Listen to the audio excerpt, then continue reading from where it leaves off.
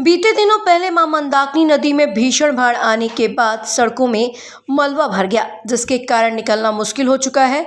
वहीं देखा गया कि उतारा घाट में इतना मलबा जमा हुआ है कि लोगों का पैदल निकलना भी मुश्किल हो चुका है। इस पर अब तक उत्तर प्रदेश जिला प्रशासन के द्वारा साफ सफाई की व्यवस्था भी नहीं की गई। तो वहीं बाढ़ पीड़ितों को चित्रकूट जिला प्रशासन की ओर से राहत किट का वितरण किया गया, लेकिन किट ऐसे लोगों को दिया गया जो पीड़ित नहीं थे। आइए जानते हैं स्थानीय लोगों ने क्या कहा है।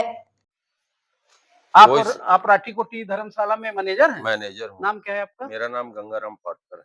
ये बाढ़ के कारण है या अन्य किसी कारण से? नहीं, ये बाढ़ से है। बाढ़ से इतना मिट्टी आ गई, इतनी मिट्टी आ गई कि चलना दुश्वार है। तो लोग गिर पड़ते हैं। आपने किसी को कंप्लेन किया कि सफाई की जाए? हाँ, मैंने जितने वो सफाई नायक हैं, जिन्हें सबको कहा, कोई सुनने वाला नहीं। किसी अधिकारी को फोन किया? वो नगर पालिका में किया, किसी ने उठाया नहीं। फोन नहीं उठाया? नहीं। ये कै तारीख को बाढ़ आई थी? ये शनिवार को आई थी बाढ़, आज 5वां दिन।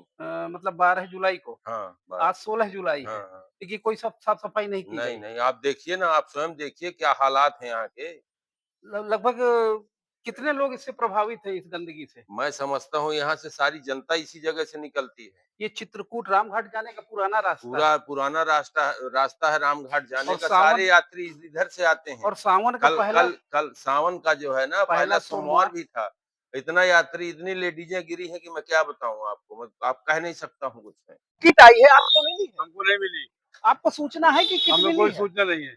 आपका नाम भैया? राजू गुप्ता। आप भी बाढ़ पीड़ित हैं? आपकी दुकान रामघाट पे है? आपको मिला है किट, राहत सामग्री किसी तरह की? रामघाट में किसी को मिला है? जानकारी नहीं, उनको नहीं मिला। जबकि जो भी किट सामग्री रामघाट में आके लोगों को मिलनी चाहिए जी। ये वहाँ कर्मी बांटेंगे तो कोई इसका मतलब नहीं है।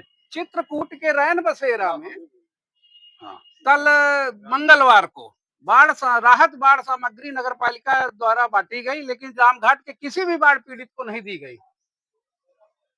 मट्टू घर का नाम है जी। यहाँ रामघाट में जितने भी दुकानदार हैं आगे से पीछे तक, तो उनका जो किट बची है, तो रामघाट में बहुत से दुकानदार नहीं पाए। कुछ लोग गए होंगे तो मिल गया होगा, लेकिन उनको सर्वे करके बांटना चाहिए कि हकीकत में रामघाट वासी को जो नुकसान हुआ बाढ़ से प्रभावित, ये बाढ़ सामग्री, राहत सामग्री जो है, ये रामघाट में आके बांटना चाहिए ना। ये सर्वे करके और देख के बांटना चाहिए। जो व्यक्ति पीड़ित है, जिसका नुकसान हुआ है, मुँह देखी बांटा गया। वहाँ अपने आदमियों को मुँह देखी बांटा गया है। आप यहाँ से तीर्थ पुरोहित हैं? हाँ जी। ये रामघाट में बाढ़ सामग्री जो आई सरकार की तरफ से, आपको मिली है? एक दाना नहीं, कुछ भी नहीं मिला, बस केवल आश्वासन झूठा मिला है।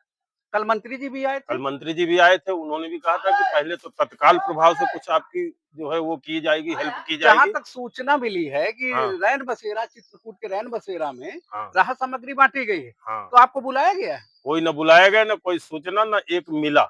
और लेकिन जबकि आज हमने पेपर में देखा है, उसमें स्पष्ट छपा कि सभी दुकानदारों को बांट दी गई, जबकि किसी को नहीं मिली। अपना नारायण तिवारी।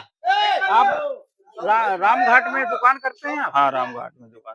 आपको राहत सामग्री मिली बाढ़ पीड़ितों वाली? नहीं मिली। आपको सूचना है कि बाढ़ सामग्री, राहत सामग्री आई है? नहीं है सूचना। रैन बसेरा में कल बांटा गया, ये पता है आपको? ये जानकारी नहीं मिली है, कोई कहा नहीं है कि। नाम बताइए। बबलू सोनी। रामघाट में दुकान है आपकी? जी है। नुकसान हुआ आपका? नुकसान हो गया, कम से कम 2-4 लाख का नुकसान। आपका राहत सामग्री मिली? नहीं मिला। राघवेंद्र सचान, सिटी रिपोर्टर, भारत विमर्श, चित्रकूट, उत्तर प्रदेश।